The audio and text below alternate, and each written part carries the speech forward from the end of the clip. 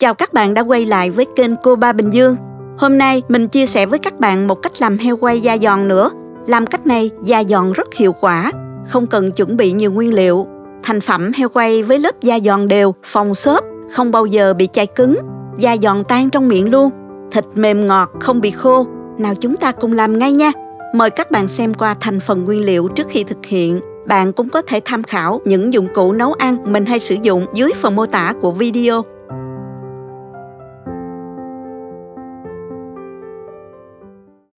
Để làm món heo quay da giòn theo cách này ngon, các bạn nên chọn miếng thịt ba rọi có phần mỡ ít và thịt nhiều. Ba chỉ nó chạy rõ ràng nè.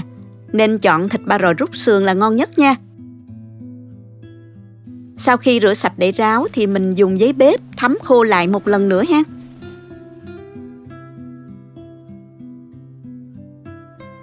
Bây giờ mình sẽ cắt tỉa lại miếng thịt một chút. Cố gắng làm cho miếng thịt được phẳng nhất có thể để bề mặt bên trên được tiếp xúc nhiệt đều. Khi đó phần da sẽ nổ giòn đều, không bị chỗ cháy, chỗ chưa nổ da nha các bạn. Mình lát những chỗ thịt bị dư nè. Phần nào chưa phẳng thì mình lót thêm miếng thịt mỏng ở phía dưới nha.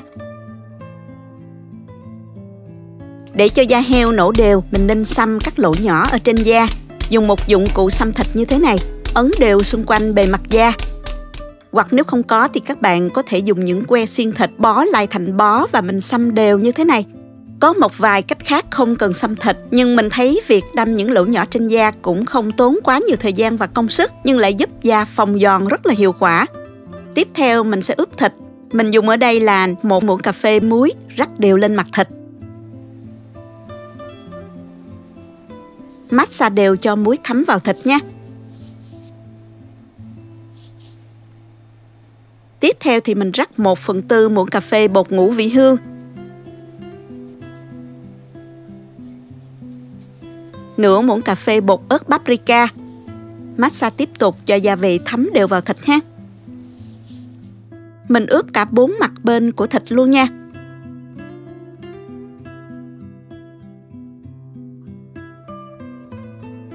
Lật ngược trở lại, mình dùng dao khía nhẹ 2 đường dọc song song để khi thịt chín, mình cắt thịt cho dễ ha. Lưu ý là mình khía nhẹ thôi, không làm đứt đến phần thịt nha các bạn.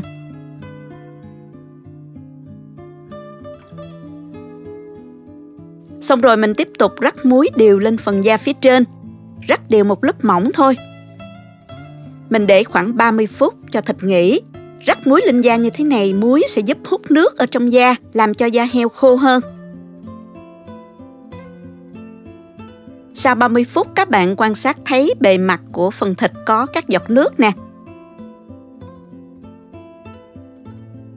Mình dùng khăn giấy thấm khô và phủi bớt những các hạt muối còn thừa. Sau đó mình đem miếng thịt này cho vào tủ lạnh. Lưu ý là mình không bao bọc gì hết, để trần như thế này thôi nha các bạn. Vì mình đã ướp muối và gia vị xung quanh miếng thịt rồi nên mình để trong ngăn mát tủ lạnh không sao nha, không sợ bị nhiễm khuẩn đâu.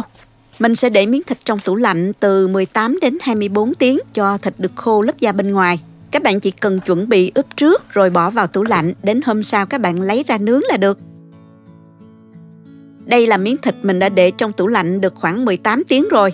Phần da bên ngoài đã khô đủ. Bây giờ mình cho vào lò nướng, đặt thịt lên một chiếc khay có rãnh để mỡ heo chảy xuống. Mình nướng bằng lò nướng ở nhiệt độ 180 độ C trong vòng 1 tiếng nha, để phần thịt được chín.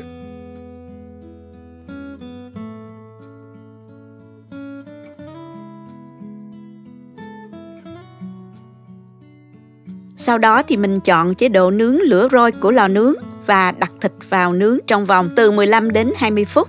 Để khay nướng cách thanh nhiệt trên khoảng 25 cm nha các bạn. Chế độ này chỉ nung nóng phần thanh nhiệt bên trên. Nhiệt độ nóng nhanh và cao khiến phần da sẽ nổ giòn nhanh hơn trong giai đoạn này. Lúc này mọi người nhớ quan sát, nếu thấy phần da bắt đầu vàng quá thì mình dùng giấy bạc che lại bớt nha. Đây là miếng heo quay da giòn mình vừa quay xong này các bạn. Phần da nổ đều và lên màu vàng ươm rất là bắt mắt nha. Wow, các bạn nghe tiếng giòn chưa nè? Mình để miếng thịt nghỉ khoảng 15 phút trước khi cắt nha các bạn. Phần da nổ giòn rất đều, giòn xốp chứ không hề bị cứng.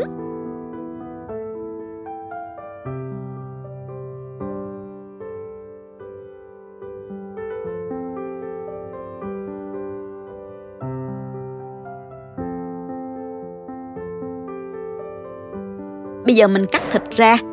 Mình dùng một con dao bén một chút nha, và mình chặt dứt khoát để thịt không bị vụn nha.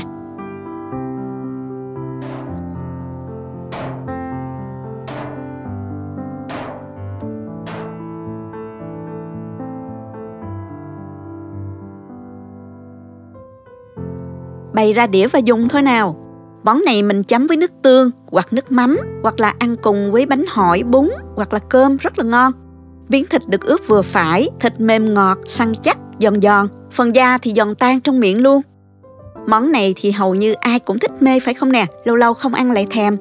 Món này là topping cho nhiều món ăn như là bún mắm nè, heo quay kho tàu, biến tấu với thịt heo quay xào dưa hay là chè bột lọc heo quay mà trước đây mình cũng đã từng chia sẻ cách làm. Các bạn tìm link ở bên dưới phần mô tả nha.